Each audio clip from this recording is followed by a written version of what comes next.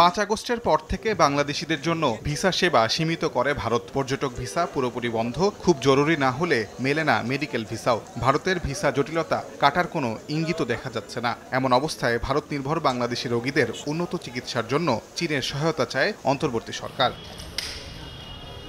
সম্প্রতি 3 দিনের চীন সফরে দেশটির উচ্চ পর্যায়ের নীতি নির্ধারকদের সঙ্গে এ নিয়ে আলোচনাও করেন পররাষ্ট্র উপদেষ্টা।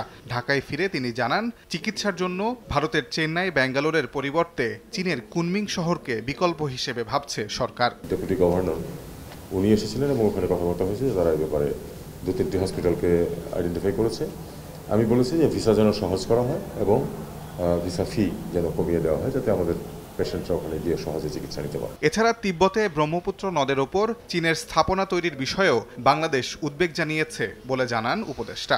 আমরা খুব উদ্বেগ প্রকাশ করেছি এবং আমরা বলেছি আরেকটি কথা, যে আপনারা এটা নিয়ে যে সব স্টাডি করছেন সেই স্টাডিগুলি আমাদের সাথে শেয়ার করুন।